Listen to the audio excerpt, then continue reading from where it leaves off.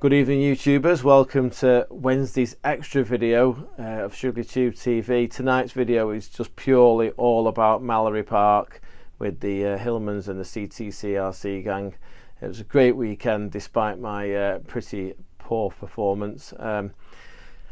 We won't go on about that now. You'll see it. Thank you for all the people who've made sort of time to ask me how I got on and what went wrong, etc. I've not replied to a lot of you, but if you just check tonight's video out, hopefully that will fill you in the missing details.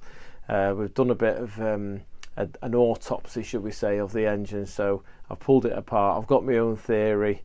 I'll be very interested to hear what your theory is, to see if it matches mine or if I'm way off in some area. I'm not 100% set on what I've said, but I'm pretty sure I'm on it. Also, we've got some not particularly brilliant in-car footage, which hopefully you'll enjoy, and we've got interviews with the other drivers and stuff, so lots going on tonight. Hope you enjoy it. I look forward to seeing you Sunday night, where we'll have a good chat about the fan that we did in last week's video, cooling the rear radiator. And thank you to all the people who took the time to message me or comment on the channel and say this is what you need to be doing. And I've started reading about it, and I just learned so much about airspeed and fan tip speed and rotor speed and radiator types, and it's just it's like a specialist subject of its own, cooling systems. So hopefully I'll be able to absorb enough of that information that I've been given to get a result out of what I want to do. So more on that on Sunday. Right, thanks for tuning in. I'll look forward to seeing you Sunday. Bye for now. Okay, YouTubers, we've got a bit of a special thing going on here. We've got something I've invented called Meet the Drivers. So here on pole position we've got James Ibbotson, Adrian Oliver on second, Brendan Rooney in third, and Mike the Mower. We've renamed him Mike the Misfire for this meeting, in fourth, and then I should be at the end in fifth, but unfortunately I broke the car, being too rough with it, so all I can do is make interviews and talk about what might have been. So James, thanks for agreeing to do this. That's alright. Any plans for the race? Yeah, try and make it to the end, to be honest. Gearbox is a bit noisy and engine's a bit down on oil pressure, so if we can get to the end that'd be nice.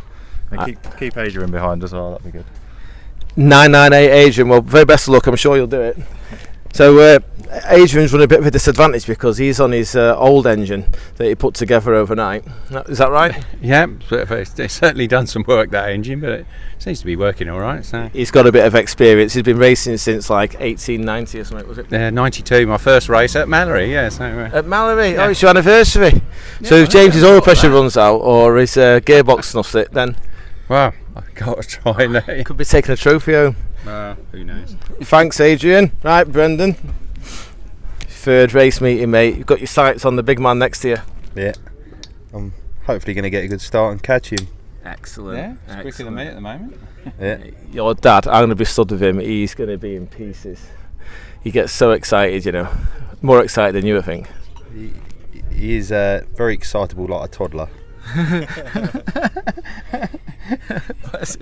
Right, wonderful. And fourth, not through his own fault, unfortunately Mike has been plagued with this misfire. Cole's worked really hard to fix it. I've been looking after kids and family when I should be looking after Mike, really, but we've swapped as much as we can. We hope the misfire's gone now, Mike, because he was literally going the full circuit flat out. He's just lifting for the hairpin, I believe. Yeah, I didn't need to brake into Gerard's or into the S's, just brake for the hairpin, and that was it. So let's hope we've cured it and I can catch Brendan and Adi and we can have a little bit of a battle. Hang on, you missed the number one. Well, he's too far up the road. Never say, mate. Is it? What about your famous Loveland starts, your Mike Loveland starts? Well, if the car's going to rev above 7,000, I'll stand a chance getting off the line into Gerard's. Yeah, I'll be up amongst you. How about if I wait for you? That'd be very nice of you. No, it'll be great. I can't say enough thanks to Colin especially, but all the imp lads that have poured over my car today from 10 o'clock till 2 o'clock trying to sort out this misfire. I mean, it's great. The camaraderie is fantastic, and we just want to have a good time. Yeah. And we don't mind who wins. Yeah, we had a barbecue last night and some beers, didn't we? Yeah, we did. Yeah, we had a bit of a chat. It's been a very pleasant weekend. It's been really good. I did want to speak to you because I did notice that some parts have been taken off my engine. Well, yeah, with some old horse box abandoned down by the lake. Well, we went in there and Colin said to me, "What do you reckon's in this old horse box?" Do you know what? There was an imp in there. No way. Yeah, so we had some bits off it. It's a Dassel race box. It's actually a proper race box, that. Oh, is it? Yeah. Trouble is, the what- imp in there was a rotten old thing. Oh, mate. Wait till I see him at Brands Hatch. Right. Gents, thank you very much for the interview. Very best of luck in the race, and may the best Hillman win. Cheers, Andy. I couldn't miss out probably the most important man of the Hillman gang at the moment, the mother hen. Unfortunately, he doesn't speak English, so we have to do a bit of translating. I'll do my best. Hurry he, how you do? Oh, holy Mary, Mother of God, send us down a couple of bob. What's up? Cole, thanks for helping Mike out. You've done No worries, mate. cracking job there, mate. I really hope you fixed it. Yeah. I've run out Hope of so ideas. as well. Well, it is what it is, isn't it? All we can say is you've done your very best. We can try. And the boy, are you nervous? Not at the moment, not until he gets out on the grid. All right, okay. As long as he brings it home in one piece. Be a few rollers getting done in. Oh, yeah. Right, brilliant. Well, thanks for helping, Cole. No worries, mate, no worries. Okay, YouTubers, straight into race 2 here, where I was able to do some videoing because the car was broken. So this is the lead pack coming through here, and of the imps we've got Mike Loveland chased by an Anglia, and then James followed by Adrian. Now obviously this is a mini that won the race. In fact, this bloke won both races outright. His name is Dan, great guy. There's the imps again. Oh no, sorry, that's a mini. The imps are coming now. Just I'm on a very small screen. So we've got the imp again, followed by the Anglia. That was Mike Loveland, James and Adrian. I'm pretty sure the next lap we've got a position change because who's putting the pressure on here now? We've got, oh yeah, so James has overtook Adrian and is now chasing Mike down. That's Dan again coming through in the mini. He's got a right good lead. He just took the mick out of this lot, really.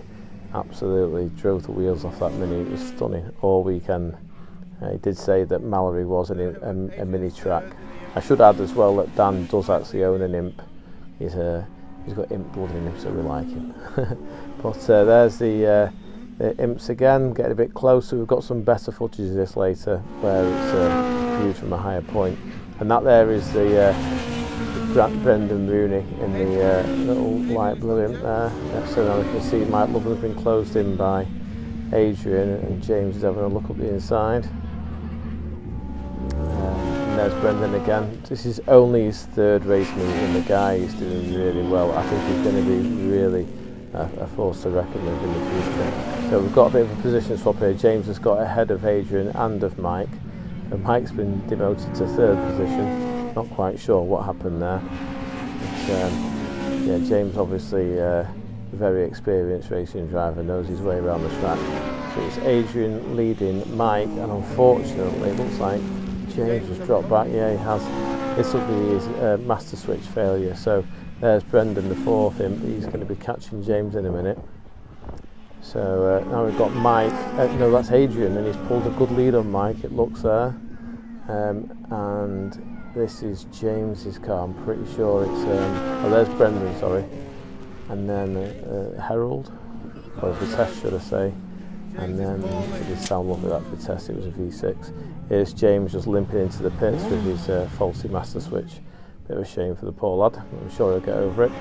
So there's Adrian again, good lead on Mike. Mike, obviously, Mike the misfire has now fixed his misfire, so this is the first clean engine race he's had all weekend, and he's starting to home in on Adrian a bit, pulling him in, probably playing the long game. He's a bit of an Alan Prost on the side, if you know, but don't mind me saying. So, oh, here's the better video of them going round. So this is recorded by a chap called Graham and the Club guys. Absolutely brilliant video footage. It's been all over YouTube or Facebook, should I say. So you see James on the outside of Mike there.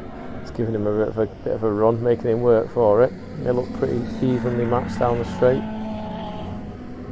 Obviously Adrian chasing up behind. And then it looks like there's a Paulie Anglia on the right hand side. Is it a mini? I think it's a mini. Slowing down there. You'll see Brendan in the background. This is Gerard's, that long left-hander, which I blame for my engine demise. So it's a very, very long left-hander. You get a lot of oil surge and fuel surge. But you can see they carry good speeds, the imp around here. They're quite quick, considering they're probably the smallest engine cars on the grid. So yeah, we've got James is trying to squeeze Mike out there, just having a bit of fun, I think. But yeah, Adrian dives to the outside. Where did you think he was going to go here? This does fascinate me, but he's a very experienced driver. It wouldn't have surprised me if he had a few more horsepower. He could have pulled that off. That's good for him. They had a great battle. They came in and they all had smiles like Cheshire Cats. They had a really good race, so that was all good. Next, I'm pretty sure what we go on to is practice. So there's James coming out of the hairpin in practice, and then I think there's one of me coming out of the hairpin in practice, trying to use all the track to get the best speed out of the corner as possible, because obviously the exit of this corner is critical to your top end speed end of the straight. So yeah, I was pushing it there. I did half decent time in practice, but James was faster. And then there's a picture of Dan after race 2. So really successful weekend, congratulations. Now I had to take a picture of this because I love Mark III Escorts, and I believe that's an RS16i. I've had a few of them. There's Mike after his class win, because he did actually get past Adrian. And now we're skipping now to race 1. This is off the line race 1, so you've actually seen me go around there. That was on the Saturday. Now this chap here is called Tim Beckett. I've known him since reckoned it was about 1998 or something, when he came to take photographs at Scammerdon Dam. So the first one in there was a white one, Mike. This one's Brendan's. That one's James's, and he's got this cover out to keep it cool. And this one, of course, is Adrian's. Now he's had that car for quite a while, although that is car number 2. Good morning, YouTubers. It's Monday morning, first thing. I came back Sunday night after Mallory and unloaded everything so we could get stuck in first thing this morning. Now I've got a mega busy week. I've got so much to do, but what I thought I'd do was, before I get stuck into the custom work, I'd get the engine out of the imp so that we can put the diagnosis for its failure on this tonight's show, which will be Wednesday night, I'd imagine. So initially we've gone there to Mallory. Practice was great. The race car was quick, I'll be honest. I thought I had it in the bag, I had plenty in reserve. I was cruising round and it went sick. Went onto 3 pots, started breathing really badly out the breather here.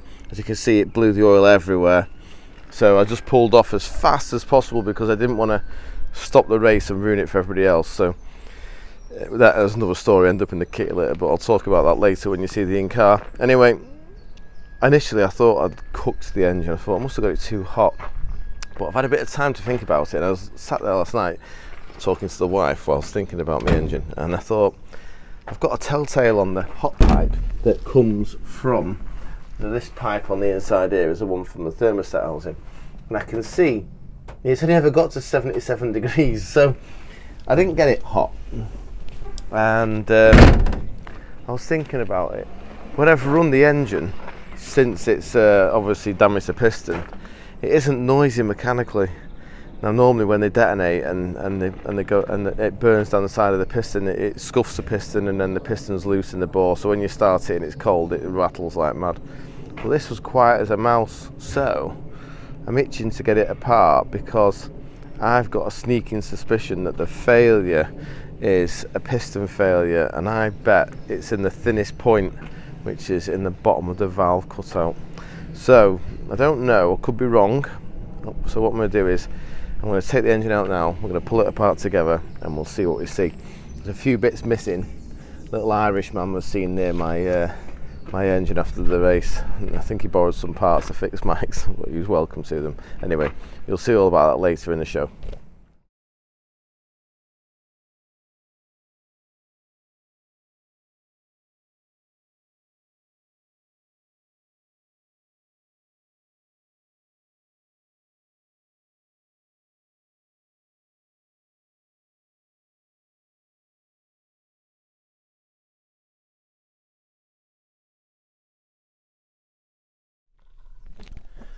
Okay, YouTubers, it's the big reveal. We're going to, Ed's very kindly agreed to hold the camera because it's quite a difficult task to remove the head whilst holding the camera phone. So I've just took the engine out of the imp, as you've seen on the slow motion or the time lapse, whatever it's called. So we'll pull the head off now and see. I like I say, I suspect it's a piston issue.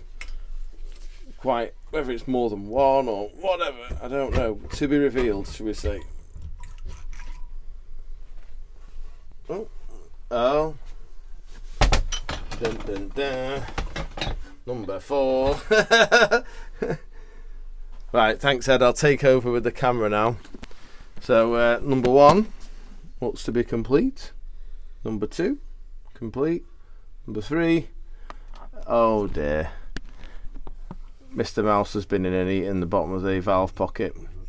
Now, what I haven't told you that I did actually think about afterwards was these pistons have been good as gold. They're made by Mark Maynard, and I use them in everything. But the very, very early ones that he had done were a little bit thinner in the bottom of the valve pocket, and he soon had the job sorted out and made thicker. So what we'll do next is we'll get the piston apart and we'll have a look. I suspect there's only a couple of millimeters of material, so where it's thin, basically the heat's able to concentrate and then just blow a hole in the piston.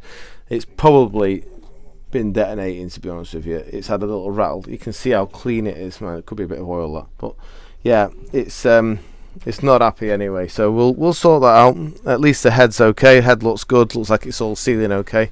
So we'll get a new set of pistons in it and back together, ready for Jersey. Okay, YouTubers, the plot thickens. So I've got a bit more of an angle. I've had a little think about things. So I'd look at it. I'd look at the bottom end, bearings and mint. Everything's in good condition. I'm really happy with all that. But what I'm not happy about, which is, I didn't spot this in the video you just watched because I was too busy looking for holes. But the thing that's become very apparent to me as soon as I've lined everything up and looked at it is these 2 cylinders are running considerably richer than these 2 cylinders, and there's 2 reasons why. This clean area, this is caused by detonation basically. So the back 2 cylinders have been detonating, but not the front 2. This one's obviously the one furthest from the fresh cold water inlet, so this gets the hottest, so it's picked on it and eaten the piston and pushed it through because it's got so hot. You know, the cylinder pressure's got too high basically for the piston to cope.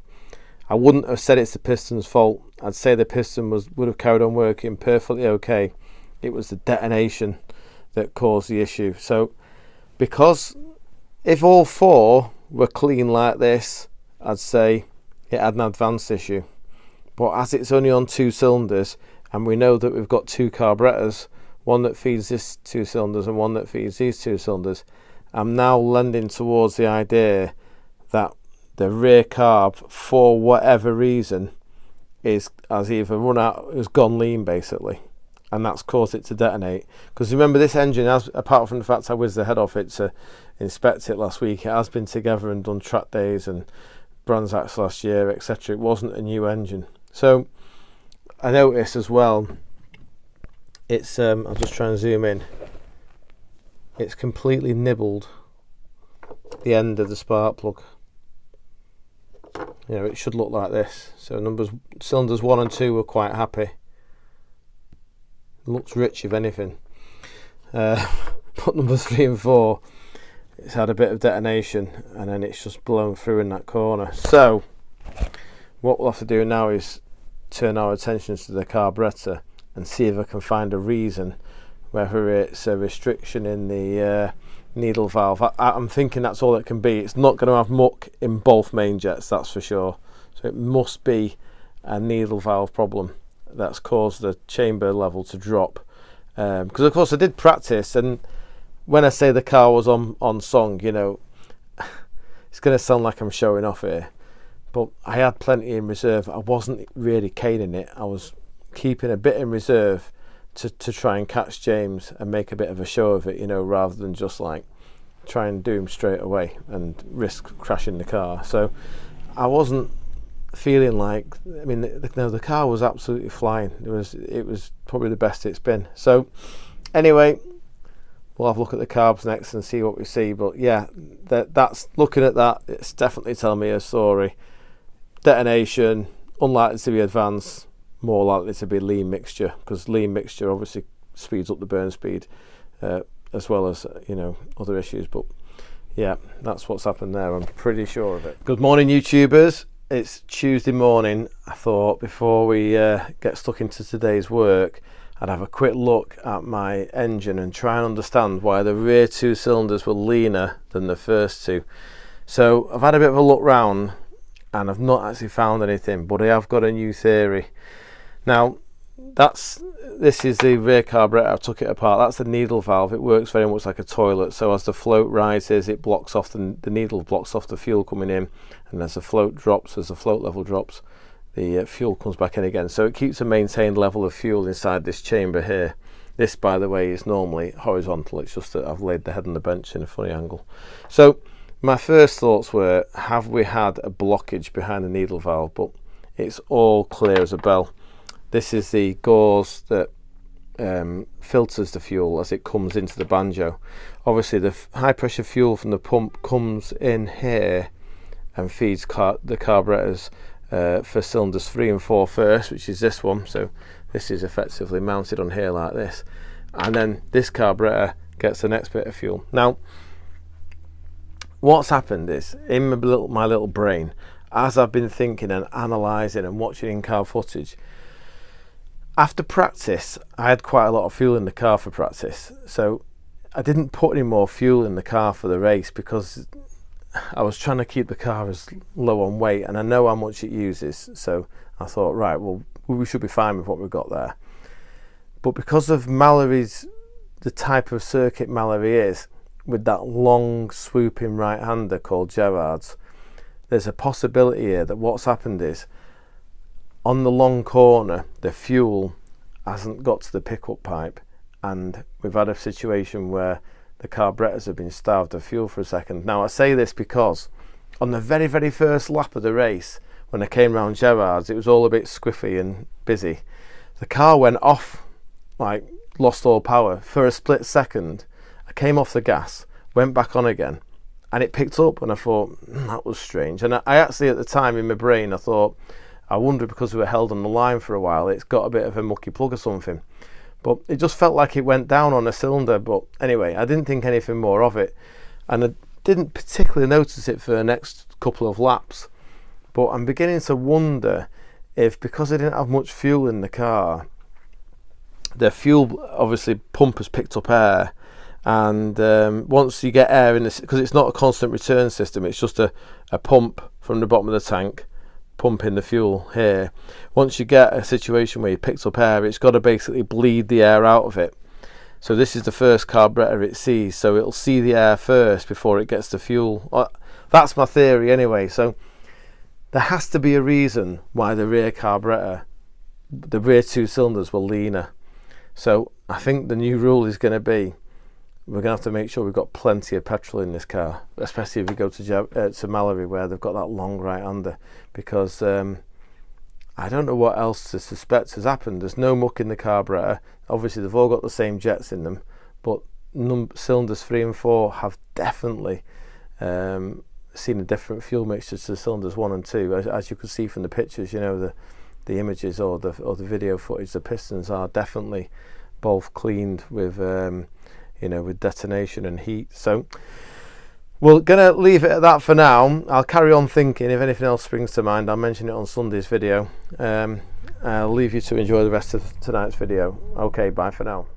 Okay, YouTubers, it's summary time. I thought we'd better put this to bed now, and I'll stop going about it.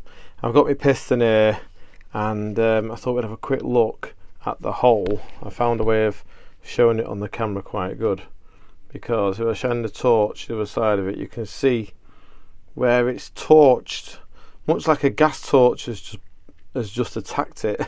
It's just blown a hole straight through the bottom of the valve cutout.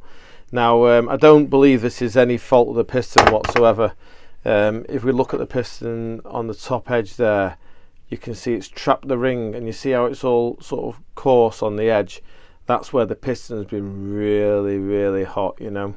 So this has been caused purely, and I may be wrong, so if you are watching this and you've got more experience and you've been here before yourself and you want to put a comment down, I'm all ears, you know. But I'm pretty convinced that as the race has gone ahead and I've used more and more of the fuel, as I'm thinking about it now, the car did start to feel flat. I mean, it was running 8.5 in fourth, so we're doing 100 odd mile an hour into the chicane.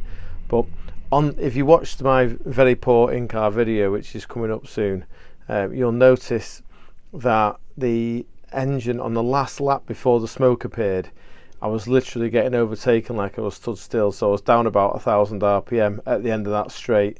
So I think that the fuel starvation was really starting to kick in there, and obviously the heat build up, and then it's just torched the piston and finished itself off. So obviously first lap we had a bit of a misfire, but at that time the engine was probably cucumber cool, and we had more fuel in the tank. By the time we'd done 5 laps, less fuel in the tank, so longer period of starvation, plus the heat that's been put into the engine from the previous laps.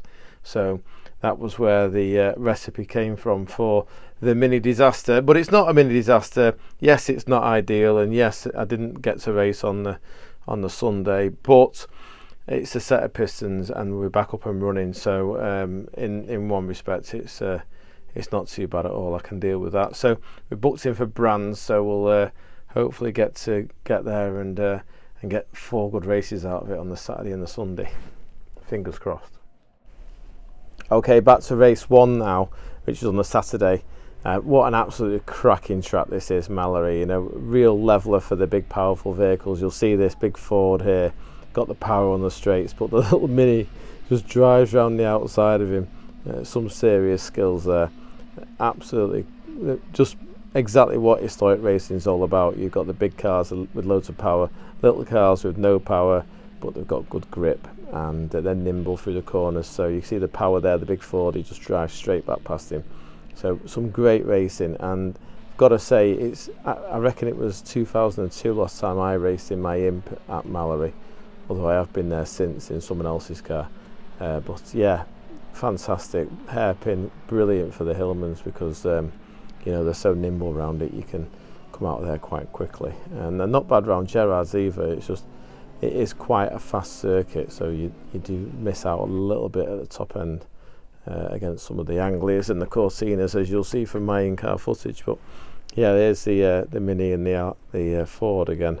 He just drove around the outside of him, but I don't think the Mini's going to make it easy for him. Dan is an absolutely belting driver. He knows how to jockey that. There's me making a dive for the inside, up the inside of the Anglia. So had my sights on James, hopefully. Unfortunately it wasn't to be this time, but there's always next time. There's Mike Loveland on 3 cylinders. He thought he's misfire at this stage in the day, because this was race 1. He only actually fixed it for race 2. That lovely Vitesse with the straight 6 there, lovely sounding engine. Right, we're on for my in-car now, so I'll stop I'll keep waffling because there's no audio anyway, so you might as well listen to me rather than the useless speaker setup I had, so the microphone setup, should I say. So that was the warm-up lap, and that was me coming out the hairpin and saying hello to Tim, who was stood on the hill.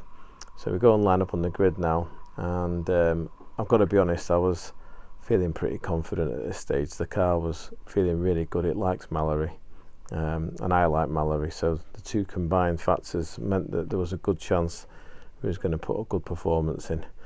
But anyway, so I just chopped a bit out there because we sat on the line for ages because one of the Anglias was a bit poorly. I think it had a coolant leak or something, so they held us on the line for a few minutes, which was what I thought was the reason for the misfire on the first lap initially when I was in the car. Because we set off here, so I'm slipping the clutch like mad so as not to load the gearbox up. That's how I get off the line. I use it like a torque converter, and just rather than jarring the crown wheel and pinion, I just let it slip because the clutch plates aren't expensive, and we just replace it when it gets a bit toasty. So just ensures you don't split the gearbox into two, you know, that's not ideal. So cruising around here, and this is quite tame for me really, but I always, as I've got older now, I do tend to start the races at sort of 90%, which doesn't sound right, does it? But you know, I knew we weren't going to be able to win outright, so the best chance we could go for was a class win. And I thought Gerrard's is a blind corner, so when you're going round, if someone does have a whoopsie and they go to the inside and then come back across you, you're going to hit them at high speed. So if you've just got that little bit in reserve, there's me going on the outside. I did like to make a few places there. I was quite impressed with that. Yeah, if you're going to go for absolute like 99.9% on the first lap, if there is an incident, it's very, very hard to take avoiding accident, because you've got nothing left in reserve to sort of manoeuvre the car. Whereas if you're just at 90%, you're not going to lose much time, but it just means you've got time to make a decision on where you're going to put yourself to avoid contact. It's obviously all these guys, they just want to load the car back on the trailer on Friday, on the Sunday night, and drive home ready for the next meeting. No one wants to be going for a trip to the paint shop. So this is a long straight after Gerrard's, where I thought the car was starting to misfire or just lose a little bit at the top. A bit kamikaze there through the chicane, but the car was so good through there. When I didn't have traffic, I could make serious time up. That's my mate Robin in the red Anglia.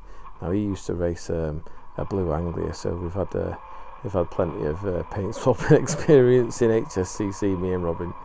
But I saw an opportunity here to just sneak up the inside of him, so that was nice. But unfortunately, his Lotus twin cam engine allowed him to just power straight past me on the straight here.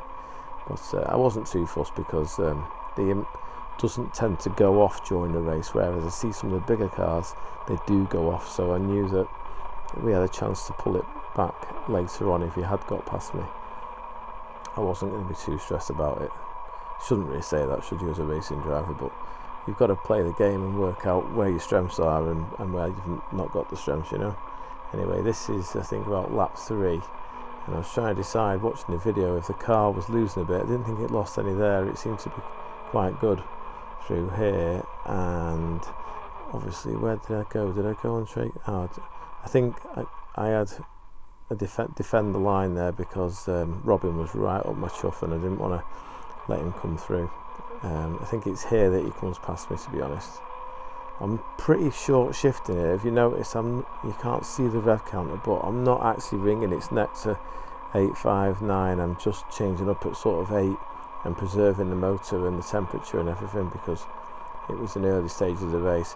I did actually overcook it a bit there and then lost it, which surprised me, because I didn't know why that happened, whether there was something down on the track or I just left my braking too late. But this is the point where I started to think, has this gone off? Has this lost power? I think this is where the heat and the lack of fuel from the fuel tank has started to cause a problem. And yeah, it's just okay. Once we got back on the straight, it's just out of the left, out of that big right-hander Gerrard's. I just think we were getting a bit of fuel surge. So obviously Imp's good on the brakes. We're able to close up on the Anglia there. You can just about make it out. I'm not quite sure what I've done to the camera so that it doesn't work very well, but we'll get it reset for Brands Hatch. So onto the straight here, and I felt like, I don't know, watching the video I'm trying to decide, has the car gone off? Has it started to go slower? Not quite sure, but come round here and I just am thinking, this doesn't feel like it did. We're definitely down on something. It wasn't down on a pot, but it wasn't happy.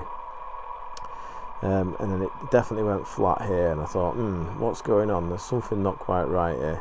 And obviously Robin's just cruised past me there. So I'm looking at the gauges thinking, well, we've got oil pressure, etc. So it's not seizing up. And then I saw the smoke sort of come in the cabin, and then I'm thinking, crikey, we're putting oil on the track. This is not good. We don't want to ruin everybody else's race. So I'm thinking, right, get off the track. And I'm thinking, oh no, the straight is really narrow. If I stop on the straight, they'll probably safety car the race or put it on reds.